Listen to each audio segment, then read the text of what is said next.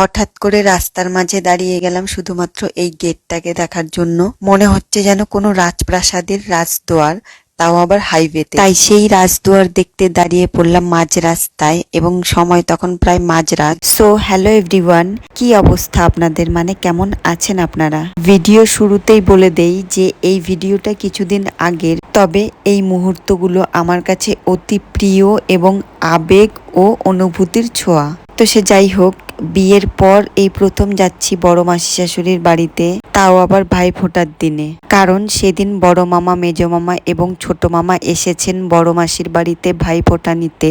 সেই কারণে আমরাও যাচ্ছি বড় মাসির বাড়িতে, কারণ আমার শাশুড়ি মাও মামাদের ফোঁটা দেবেন। এদিকে আমরা বাড়ি থেকে বেরিয়ে পড়েছি, আর মাসির বাড়ি হলো কোচবিহার। তো কোচবিহারে প্রায় পৌঁছে গেছি। আমরা বেরিয়েছিলাম দুপুর বেলাতে, পৌঁছাতে পৌঁছাতে প্রায় রাত 9টা সাড়ে 9টা বেজে গেছে। মাসিদের বাড়িতে পৌঁছেও গেছি, আর এই হলো বড় মাসি, আর 3 মামা লাইন লাইন করে বসেও গেছে ফোঁটা নেওয়ার জন্য।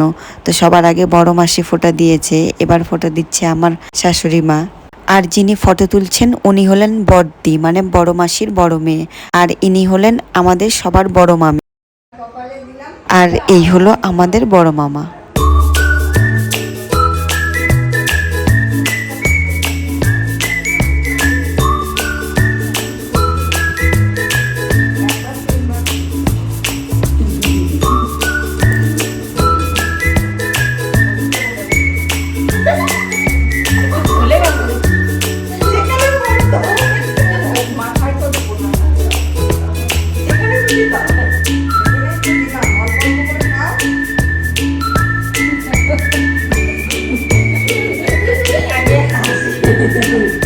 না না, হয়তো ভয় পাত ছোটবেলায়, এখন খাওয়াচ্ছে কি ওই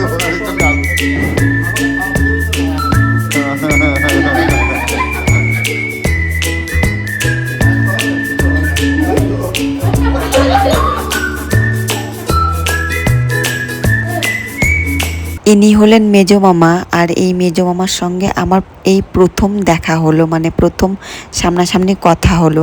কারণ মেজ মামা থাকেন নর্থ লক্ষ্মীপুরে, তো আমাদের বাড়ি থেকে সেখানকার ডিস্টেন্স প্রায় অনেকটা, তাই আর কি মামার ওখানে আর যাওয়া হয়নি।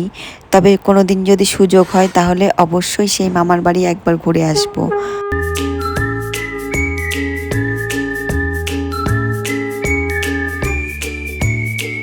আর ইনি হলেন ছোট মামা। তবে ছোট মামার সঙ্গে প্রায়ই আমাদের দেখা হয়, কারণ ছোট মামা এখানেই থাকে। আমরাও ছোট মামার ওখানে যাই, আর ছোট মামাও আমাদের বাড়িতে আর কি আসেন। তো ছোট মামার সঙ্গে মাঝে মধ্যেই দেখা হয়ে থাকে।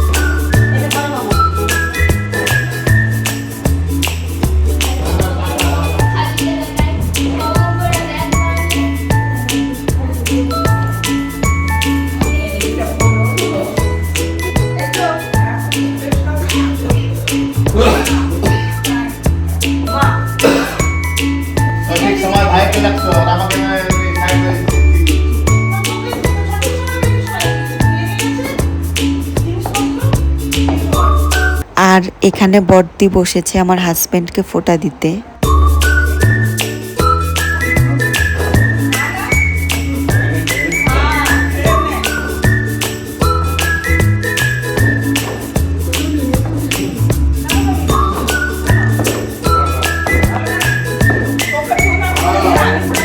না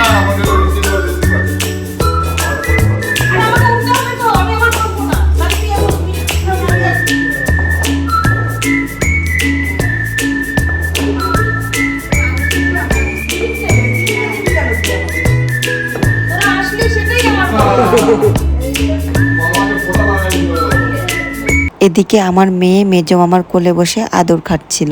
আর এই যে এসে বসলো সে হলো আর কি বড়দার ছোট মেয়ে, মানে আমার বড় ভাসুরের ছোট মেয়ে, বড় ভাসুরের দুটো মেয়ে। আর ওরা দুবোন ভীষণ কিউট এবং খুব মিশুকে, মানে সবার সাথে সহজেই একেবারে মিশে যায়। তো সে যাই হোক, ফোঁটা দেওয়া কমপ্লিট হওয়ার পর সবাই আর কি খেতে বসে গেছে, কারণ রাতও প্রায় অনেকটাই হয়ে গেছে।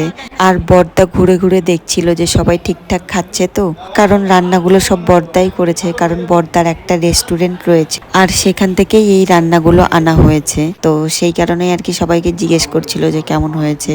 তো রান্নার মেনুতে ছিল ফ্রাইড রাইস, মাটন কষা, ইলিশ মাছের ভাপা, কাতলা মাছের কালিয়া। ইলিশ মাছ আর কাতলা মাছটা বাড়িতেই বড়দি বানিয়েছিল, আর শুধু রেস্টুরেন্ট থেকে এসেছে ফ্রাইড রাইস আর মাটন কষা, সাথে ছিল দই ও রসগোল্লা। এখন সবাই খাওয়া দাওয়া কমপ্লিট করার পর বসেছে গল্পগুজব করতে, কারণ অনেক দিন পর সবাই মিলে একসাথে হয়েছে, তো গল্প যেন শেষই হচ্ছিল না। হ্যাঁ এলেন তিনি। আস্তে আস্তে আস্তে ভাই হাত সাবধান।